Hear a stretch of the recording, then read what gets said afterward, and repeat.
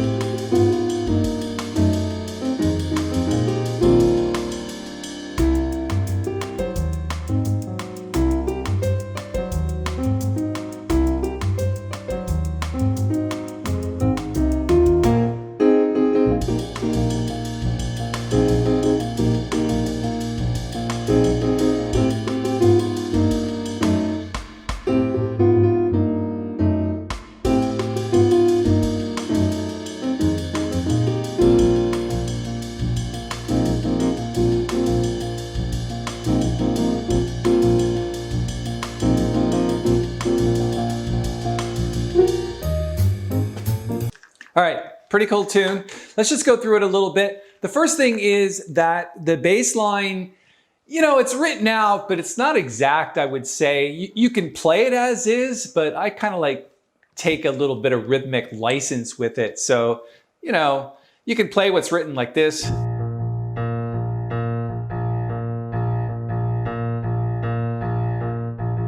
But it changes here and there. I would say just do the best you can. It doesn't really matter if it's exact, because when you start playing the melody like this,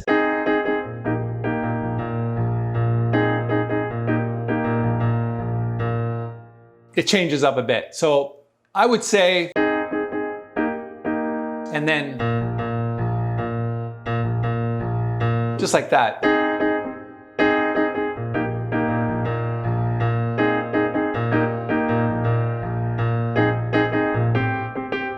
And then we're just going to scroll down a line here. These are cool chords, actually. A half diminished seventh.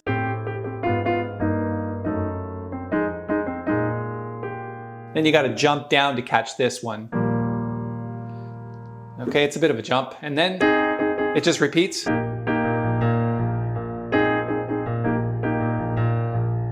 Scroll down.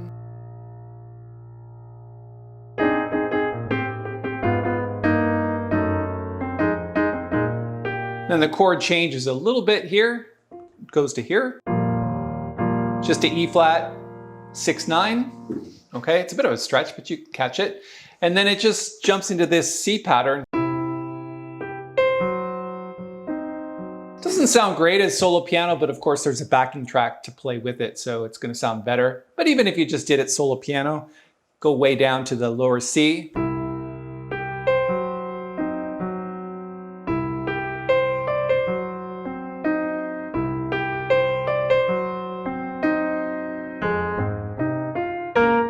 I really think he should have done this. But he didn't. He played an F natural there. and then back to the head. So that B section, or the thing that starts on C here, is just stepping outside of the main head section to play a bridge, and then it goes back.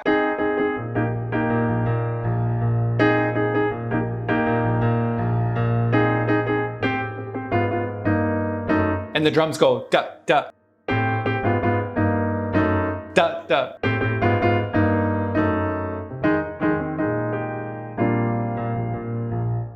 And then when you get to this coda sign here, we're not going to skip to the coda now, but it just goes back and forth between F minor 7th over B and E flat 6/9.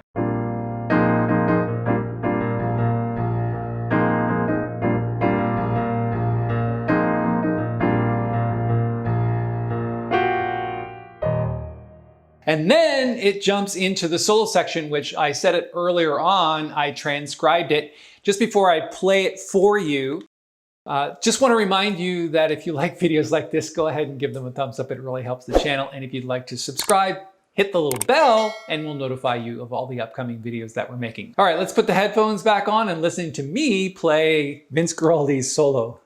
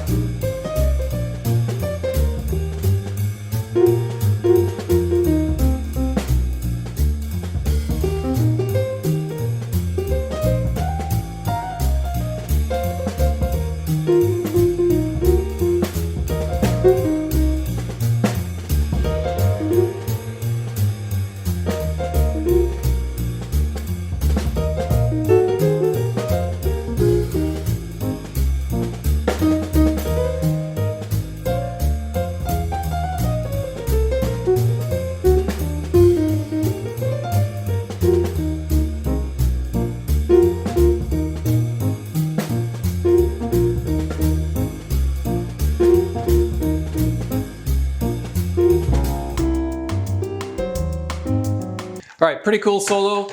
I would say there's nothing difficult about it except maybe some of the fingerings that kind of trip you up a little bit. So there is a lot of blues in here. It goes from E flat to A flat to B flat. So,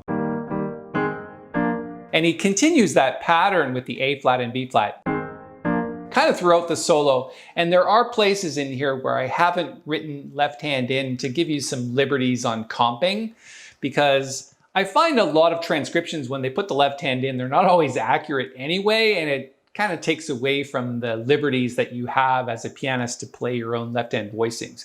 Anyway, the voicings are pretty simple. It's just straight triad. And then, so from the last bar heading out of the head section into the chorus. And so you have to kind of get all of these grace notes. It's very bluesy, right? So in this case, it's first finger, second finger to third finger, like this. Just roll it like that. I suppose you could play it like this and roll the third finger off, but it's more difficult that way. And then he does it again here. And then with the B flat. And then it goes down here.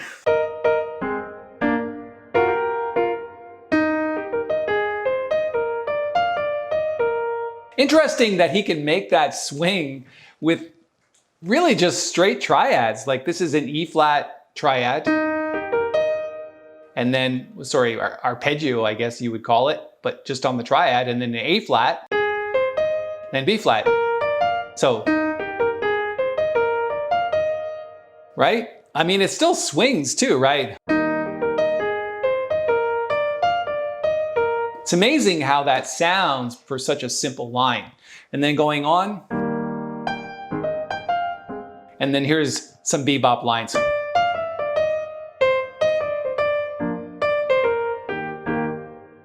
Going.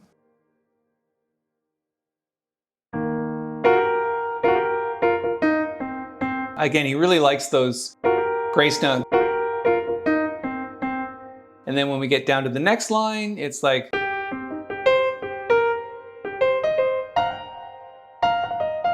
that's a nice one there on the A flat. And of course, I'm pointing to this one right here.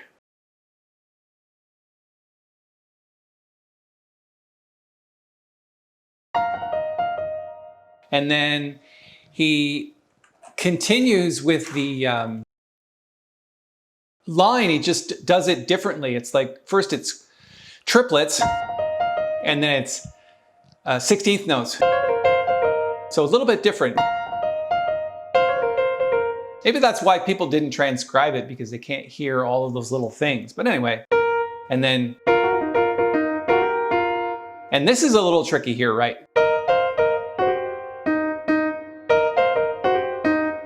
It's going to take you a little bit of practicing to get that together. I would say second and fourth finger, and then third and fifth finger.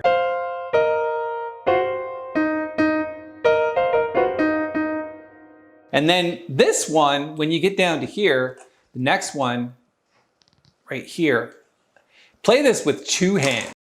And I think it'll be a little easier that way. So, and then play that E flat with your left hand. I think he does that on the recording. It's just hard to tell. But it's really hard to do that with one hand. But you can do it. Right? That's nice. And then this is a nice one. This is definitely two hands.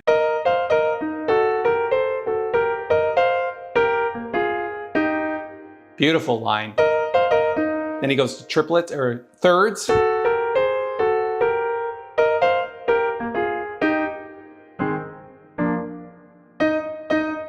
And then next line, more grace note. And then this lovely bebop line.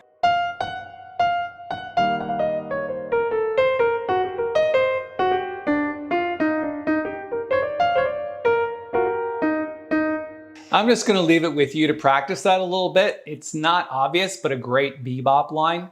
It's basically using, that's a standard bebop lick. And then over and under, like that. And then this.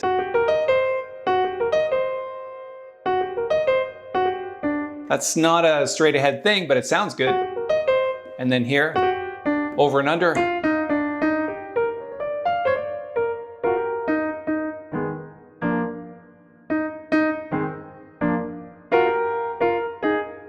And then it just finishes off with this little pattern.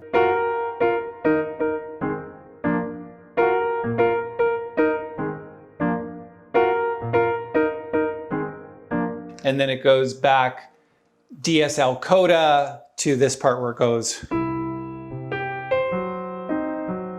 And then when you get to the coda, it's a little bit more complicated in terms of the riff. And just let me play the ending for you. I'm gonna play actually from the coda, just out of the solo, back to the DS sign, and then into the coda. And then we'll come back and talk about it.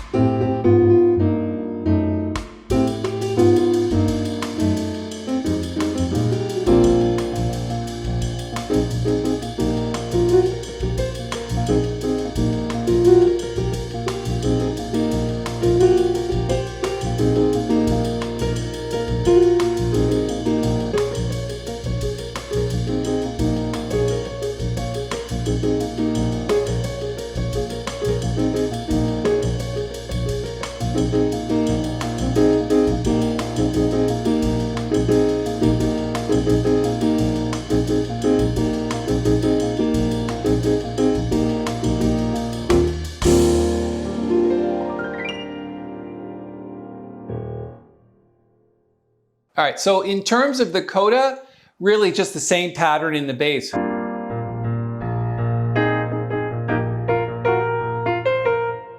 And you're really gonna have to like count through these things, like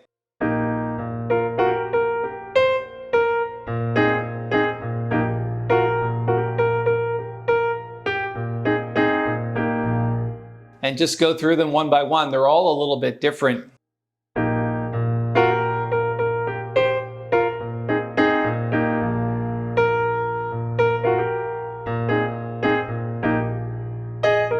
And this one goes like this. 1.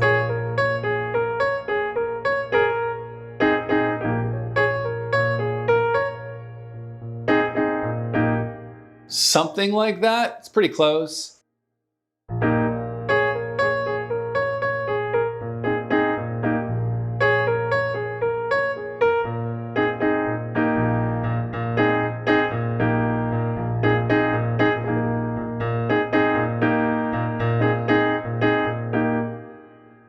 And then we're getting to the end, last line.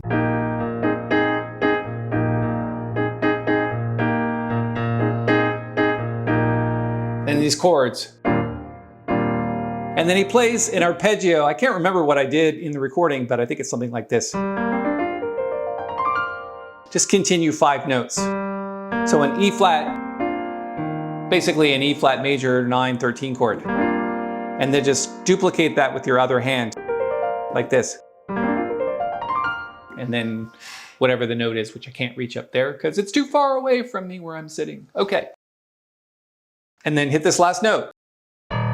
A little E flat on the end, which is kind of cool. So a couple of things I want you to do now.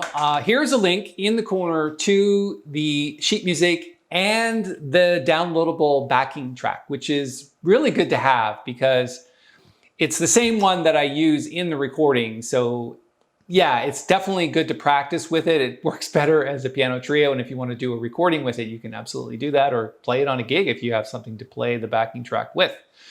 All right, thanks so much for your time. If you want something else to do, I do have another Vince Guaraldi classic, Linus and Lucy.